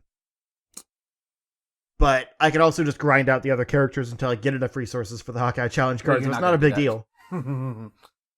Did we talk about in the last show that they're throttling the XP? No, but honestly don't mind that. So basically, like, it's gonna take longer to earn XP, pretty much. Yeah. So this included with this next gen update, they are basically like fixing the grind, as they called it, where people were complaining that you get to level 50 too quickly. Which is true. Like when we played, I would go. You fucking. No, hold on. Let me explain. They're doing it wrong because you can't make this change a year in, or whatever, 6 months. I don't know how long it's been. Time is a construct. But like, I definitely agree that characters level up too fast, because I would just like go to check my gear casually, and I'd flip over to the skills and see that I had like 3 skill points. I'm like, where did those come from? Yeah, let's like let's lock out the skill grind. points that you won't have to use them. It's just, I don't know. I don't think you should lock skills behind level. Why not I don't know. It's weird. Increase the level, whatever, instead of halting. For Destiny, no new skills I don't like it because level. It's like I bought this game. I want to try out the new subclass. It's locked until you beat the game, basically, and then after that, you have to grind out for new abilities and new like modified slots, and you can only unlock so many of those every week. And so like I'm not a fan of locking behind like abilities that are core to the game. Yeah. And that is the problem, is like you don't really feel the full like power of the characters until you hit level 50. Right. And, So yeah. making that stretch longer means you feel weak for longer. And also, like, if you want to keep people playing, you don't want to like lock behind abilities and like have people play this for like, I don't know, until level 15 and not experience the full breadth of what they have to offer, so that they keep Right. playing and enjoy the combat. You know? Well, the experience scales. So I think they said like after level 30 or so, like it'll start taking longer. Yeah. And then after level 40, it'll take even longer and that kind of thing. So it's not like level 1, you have it such a, way more. Yeah. It's just, I guess before, they explained that before, it was a set amount of experience for every level. Which is a bad way to do it. So like basically level 1 to 2 is the same amount of experience as level 49 to 50. Come play our game, but we're gonna slow down your experience. But yeah, but the way they're doing it now is like they should have fixed that from the start, rather than being like, oh, so all these characters that you don't have to level 50 yet, you might want to do that before the next update because it's going to get a lot harder. It's like, no, Like, that's just I'm not bad going to PR. do that. Screw you. Yeah. Yeah. So that's what I'm saying. I get where they're coming from with wanting to fix the grind, but you can't do it after launch. Yeah. It doesn't work like that. Yeah. But yeah, there's a mess, but like I'm still excited to jump back in. Like, I just think they mismarketed this game, and that there was too much probably studio oversight to make it a games of service so it makes more money. Yeah, and it ruined I wouldn't say they mismarketed. They made the wrong game. Instead of making it a multiplayer online, they should have just made it a straight up single player action adventure, maybe with some co-op stuff. That would have been fine. Versus this. Well, like make it more of a Borderlands and less of a Destiny. Correct. Yeah. Because, I mean, Borderlands still had the DLC Right. packs and stuff. Yeah. That's what I'm saying, is they could have marketing takes place, like, somewhat into development of how you sell the game to people. They sold it as a games of service, and so everything that's come out about it has been, oh, well, the characters are free, but there's cosmetics and blah, blah, blah. They shouldn't have done that. They should have said, here's the base game, you get the campaign, whatever, and then there will be seasonal content packs that you can buy with new characters and adventures. And that would be the Borderlands model of like a solid like single player multiplayer campaign with seasonal content. Yeah, and It's Outriders totally is different. doing the same thing where it's like, here's the campaign, it's like 30-ish hours or so. And they're not saying that's going to be like a long tailwinded game. It's it's just basically a story game with co-op, like multiplayer co-op. Which has us interested, right? It's like, it's not this thing we have to keep grinding for. Yeah. If I want to grind, I'll be in the lab in Mortal Kombat. Okay. I don't want to grind in a Be in the superhero lab. game. I want to feel like a superhero, and I don't feel like a superhero when I'm grinding. Yeah. If I want to grind, I'll go spoon my wife. So we also got Goddamn. I'm sorry, Brooke. we also got an announcement of a lot of random Tomb Raider stuff for the 25th anniversary? Something. Lara is old. Let's see, 1996. So yeah, 25th anniversary. None of which were a new game. Yeah, I doubt weirdly. it. The one might be coming, but you'd think this is when they would have announced it. So there's a compilation of the trilogy of games like from this gen, all bundled together as the definitive Survivor trilogy. And it's out now. Presently $20, but apparently will go Why? up to $50. Why? In 2 Just weeks. leave it at 20. I don't know. That's some Just Nintendo leave ass it at marketing 20. right there. It really is. Just it really leave it is. at 20. There's no reason to. Like, if you start at 50, I'd be like, okay, fine, whatever, $50. But why? This doesn't make. I think maybe I don't it's know. in their idea it is 50, but they're slashing the prices down for the anniversary. Just It's make a it sale. $20. These But- games have been out for. It doesn't make any These sense. games have been out for to so do it that long. way. Just Yeah. Yeah. make it. I'm pretty sure they've all been given away for free at some point. Like, I have them all on PS4 as PS Plus games over the last years. I have the first 2 on PC, on PC, but I never played the third one, so I'll probably buy this collection just for the third one. And to replay the first 2. They did give away a couple games this past week, I think, for Lara Croft. It was like the small digital downloading the games. Cradle of Life. Well, there was the Cradle of fine. Life and Temple of Osiris, I think, which were the 4-player like co-op like top-down games for PC. I actually like them. They're actually really cool. When they came out, yeah. Yeah. They're not single-player games. You have to play them with friends. Like, they're not fun alone. Yeah. Because you have to play as all 4 characters basically to do the co-op stuff, and it's not good. I think Osiris was 2-player. Maybe. I don't remember. I had them a while back, like on PS3, and they were fine. But yeah, they are also doing an anime adaptation coming to Netflix, which I didn't know. Of Tomb Raider? Yes. Yeah. And what it's going to be doing, it's going to be unifying the storylines from the 96 to 2003 games. That's really cool. I'm surprised they're not going with reboot lore, but I guess the live action stuff is still doing that stuff. So, that's awesome. And it says end the series since Crystal Dynamics took it over. Well, yeah, it's unifying the last 25 years of Lara Croft. Basically. Into the Tomb Raider verse? Nah, no way. So what it's saying is it's unifying the storylines of those earlier games into the series of Crystal Dynamics games. That's very interesting. Yeah.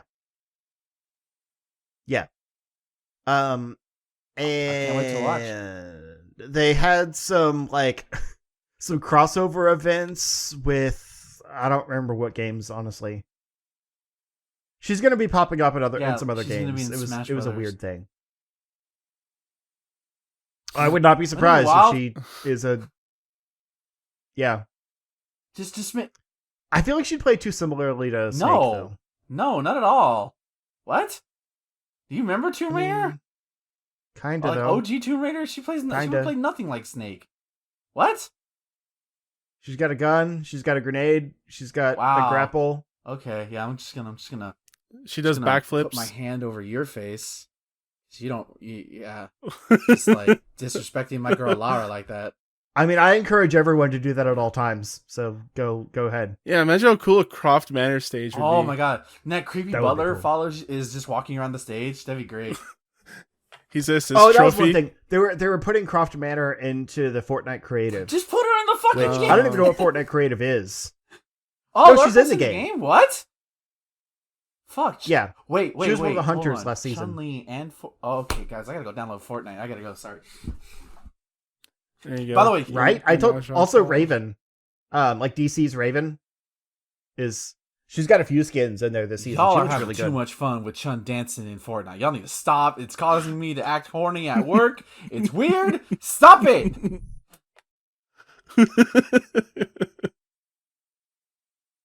Blame Susie. Yeah. Hey, Chun looks good also for 53 years old. Fair. They also announced a few mobile games, which felt poorly timed.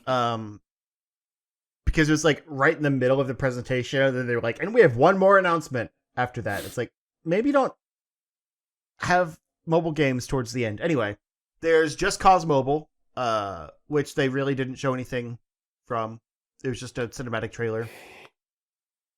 And a Space Invaders AR game. Which I really don't understand. Unless it's like Pokemon Go with Space Invaders aliens. I don't know, man. It's kind of funny. I mentioned the Space Invaders Extreme to you, and now we have this. I don't remember, but that must have been another. It was a PSP recommendation where I didn't think you would play. Oh yeah, okay, now I remember. Yeah, I don't remember what their one more thing was. Hitman Sniper. Games. Oh, that was another mobile game. Yeah. So this doesn't have everything. I mean, that Hitman Sniper has been a series for a while now, so they usually release one with every big release. Yeah, it is kind of cool. It looks like it's more of like an online multiplayer thing. Because it was like Hitman Sniper, and then it had another thing that was like Assassins or something. And like you weren't playing as Agent 47. You were playing as like different Agent 49, 50, and everybody's favorite 50 Agent 51. I think it was like that wacky I think in the Agent trailer 51. they said like 420. Sorry. They said like 428 or Blaze something. it. 420, blaze I hate it. that joke so fucking Yeah. much. In general, like there wasn't a lot to this, but they did announce that there's going to be another one this summer. And I have a feeling that's probably going to be a bigger reveal, probably with more Avengers stuff. But also, I guess we'll get like Final Fantasy 16. Final Fantasy 6 remake, yeah. You know, no, we won't get that. You're never getting that. Don't even. It's never happening. Let it go. I know. But like that'll be around the time that the Final Fantasy 7 Intergrade comes out, so we'll probably get more Final Fantasy 7 stuff. And it's a miracle we got Final Fantasy 7. They're gonna announce an exclusive VR mode where you can watch Tifa take a shower because she talks about I need a shower every single time and fucking. You joke, but they did something like that for 15, didn't they? What? Where you can watch Susie or Cindy shower? There was like a VR mode where you could just ogle women or something. I'm pretty sure that was Japan, a thing. I'm not surprised. Fucking Hideo Kojima fucking programmed like photograph sims in in the Metal Gear Solid games, like 1 or 2, I think.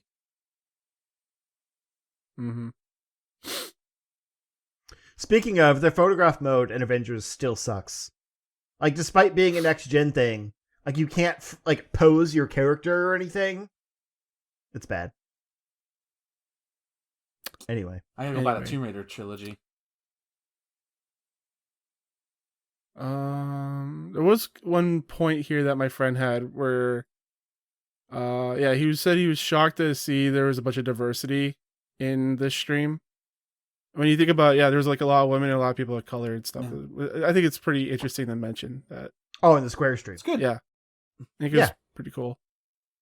I mean, Life is Strange has been really good about that in general. Yeah. Like diverse racially and, sexuality and that kind of thing. Yeah, I just thought it was something I should mention because I think it's cool. Yeah, for sure.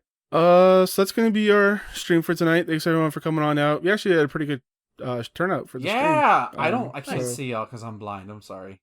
I always forget to pull it up because I forget we're live. Yeah, we do this. I don't even know. Like maybe we'll do it every other week. Weekly. Just come to this channel at 9 p.m. Eastern and see if we're live. So Justin, where can people find you? We do this show weekly with an asterisk. Yeah. You can find me if you look for Zero Score on Twitter or YouTube or Twitch. Kind of taking a smidge of a break on YouTube. I'll be putting stuff out, but like not my usual content. I've decided it's kind of gonna be mostly like easy to edit stream stuff. Like I've started cutting up the Mario 3D World streams and putting those out. And other various just like kind of fun gameplay things. Nothing, too complicated or whatever. But I am streaming 2 days a week, Mondays and Thursdays at around 7 Central Time. So check that out. It's a good time. We have fun. We joke. We laugh. We cry. We don't cry. Ben. I cry on my live stream, so at least I've cried on the one. That's true. Yeah. You can follow me. I almost cried on Monday. You can follow me at twitter.com/marvelousiggy for all things related to the self-proclaimed marvelous one. Check the pin tweet. My Hades video actually fucking came out, and I'm proud of it. Like, seriously. Like, even when I fucking, like, Thomas was telling me that he fucking got goosebumps when I was talking about a certain part of the video. And like I said, I don't fucking write scripts for that shit. I don't have time for that. So I just start speaking and I just let the Holy Ghost take over. The Holy Ghost is actually Macho Man. Speak from the heart. Yeah, it's actually Macho Man who just motivates me outside the room. You can do it, brother. That's what he says. That's Hulk Hogan. Shut up. Anyways, Randy says, brother. Why is he a ghost? He's not dead. He's dead. He is. Yeah. Wait. Randy Savage? Yeah, he died in a car accident. Yeah, 10 from years. Was it a stroke or a heart attack? I don't remember. I think it was a heart attack because of the pills he was taking. Anyways, this is making me depressing, but he just roasts marshmallows outside. He's not dead. He's just roasting marshmallows outside. Yeah. That's why he doesn't make an appearance as much anymore. Anyways, please check out the Hades video. I worked very hard on it. It was a lot of fun. Again, I meant to have that in February, but of course we had the epic ice snowstorm, which God, I can't believe that was a fucking reality, and that I'm alive, and I didn't fucking lose my house. But yeah, it's out. I'm very proud of it. My next video, I'm gonna let you fuckers decide because I can't decide what to do. I haven't put a poll. A poll will be out by the time this is out. It'll probably be out before then. I was looking for that poll. Yeah, no, I want to announce it here first. I can't decide whether to talk about my love for Mortal Kombat or want to go down the Earthbound rabbit hole. So, what do you guys want me to talk about? Do you guys want me to talk about my love of Mortal Kombat and why I love the franchise as a whole and why that sort of got me into fighting games? Or do you want me to talk about why I think Earthbound is a beautiful game? I mean, that's already been said, but I kind of want to put my own words of why Earthbound is amazing. And we got a few Mortal Kombats in the chat. Of course you fuckers want me to vote in the poll. I will also vote for Mortal Kombat. Vote in the poll. Yeah. Vote in the fucking poll is what I'll say. You vote. It matters. Your voice matters. And hey, if it's a tie, we're not gonna do. If it's a tie, I'm not doing a fucking Zelda thing like they did last year. I'm doing both of them. No, it's one or the other. So fucking choose, you clowns.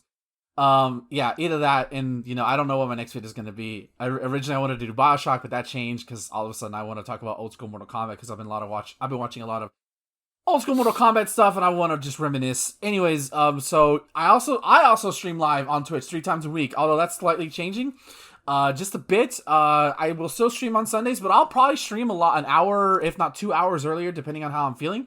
That'll be at twitch.tv/8214. So right now, tentatively, Sunday streams will move from 8 p.m. Central Standard Time to 7 p.m. Central Standard Time, maybe even 6. Follow my Twitter to see what time I go live. Tuesdays were with Tyler, were co-op days. Those will now be my Chrono Trigger streams. Those will probably start at 7 Central Standard Time. And we'll probably go till 10 o'clock not the next day. God, no. 10 p.m. And then Wednesdays will now officially be co-op day with Tyler, where we'll be doing the Super Mario World. We've already announced, after we've beaten Super Mario World at this point, but we're going to complete it. We're going to get all the exits. After we've done that, we'll probably play a beat-em-up game just to kind of some smaller streams. But then after that, me and him are going to tag team in Resident Evil 5. So get ready for some shenanigans. And let's see. Also, Atomic Shot, I want to thank everybody for all the support they've been showing for the show. It's been amazing. 10 months, not 8 months since me and Tyler started. I think it's last summer. We are nearing the end. I apologize for the posting. Thomas gave me the keys to post, and I'm so not used to posting shit, so I forget. But both Godzilla, 2 parts of the Netflix trilogy are out. Godzilla, the Planet of the Monsters, and Godzilla City on the Edge of Battle are officially out at the time of this recording. By the time this is out, Godzilla the Planet Eater will be out, so that concludes the Netflix trilogy. Tyler and I have recorded our first episode of Godzilla 2014, and that was a really fun one to record, especially rewatching it and talking with Tyler about it. It was super awesome. So coming after that, just to give the show update, and I'll announce R.I.P. Bryan Cranston. Yeah, exactly. We talk about that extensively in the show. We'll talk. Coming up that we have Kong Skull Island, and then Godzilla King of the Monsters, and then of course wrapping it up with Shin Godzilla. We will be doing a watch along with these 2 jamokes of Shin Godzilla at the end of the month. So that'll probably come out after Tyler and I release the official review of so you're gonna get 2 Atomic Shot episodes from us tonight. And Tyler and I announced this on live stream, but in case you weren't there, I'm going to announce it here. Tyler and I have our next project because obviously we're not going to continue Atomic Shot because there's no more Godzilla movies except for Godzilla vs. Kong, but we'll wait till everybody's seen that before we review that one. Tyler and I will be continuing doing movie franchises, and the first series of movies we're going to be doing is the DC animated movie universe. So that's the series of cartoon movies that were all part of the shared universe that starts with Justice League Flashpoint Paradox, which sort of sets the universe as it goes, and then continue all the way to Justice League Dark. I've seen that one. Apocalypse War. That's 13 movies. The good news is, unlike Godzilla, where you can't get a lot of those, these are mostly on HBO Max, or they're cheap to rent or cheap to find. So we'll probably take at least maybe a month off, maybe before we officially go into it. But once we go in, there will be no breaks like Atomic Shot did. We'll probably just go full 13 weeks and just go bam. But yeah, that's all I got. Sorry, I ran. I think I went. I think I went a little too far. You got a lot of cheers with your DC announcement. Yeah. Nice. So yeah, I was you going to say, you've apparently had no problems running out of Godzilla movies because Kong Skull Island isn't one. It's but part of you're the still doing that. MonsterVerse. I'm not going to exclude it. Just saying. If it wasn't part of the MonsterVerse, I wouldn't be doing it. yeah, it's like missing out on one of the MCU movies. You can't Yeah, do it's like that. we did Godzilla versus King Kong, so it's like, or King Kong versus Godzilla, rather. That's the proper title. So it's like it's part of it. Yeah, because Godzilla's in that movie. He's technically in Kong's. Shut up, you know what I mean. It's part of the same. It continues the story because you don't know where Kong comes from if you don't watch this movie. So that's why. All right. You can follow me, your host Thomas, on Twitter as Kane Plays Stuff. Also on Twitch and Instagram with the same name. You can also email me, thomas@charshot.com. Visit our website, charshot.com, for audio, video, and written content. We are doing the wrestling podcast still. We'll be doing it every other week though, because the US is gonna have a lot of their content gone. It's just gonna be WrestleManias for like the next 4 months. I hope you guys are ready for WrestleMania. It's WrestleMania season. I'm gonna hate WrestleMania by the time this is over. So yeah, you could look forward to that. Me and Ben might do movies for the other weeks. Yeah, that we we'll take probably breaks. we'll probably do movies that we'll like. We know we'll like. Yeah. You know, so that way Do movies with wrestler stars. there's not a lot of them. Oh, That'd be a fun way. all to... holds barred. You can't. That's not on streaming, my guy. I checked. Trust me. I had that idea. Okay. But I like Justin's idea. Like maybe we'll find movies. Yeah, like that's a pretty good idea. What's the Hitman movie? What is it? Hot Rod? What's They Live? They Live. We can do They Live. There you go. Oh yeah, They Live. Yeah, I've talked about that before. Yeah, we let's Walking Tall is another one. Yeah. By the way, Charlotte. They casted Charlotte for the lead for the next Walking Tall movie. What the fuck? Okay, whatever.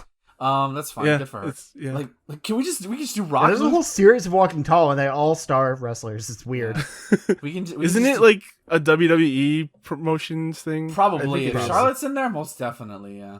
Yeah. So you can check us out there. We do those every Monday. I throw them up usually Sunday or Monday. What? We can do The Wrestler.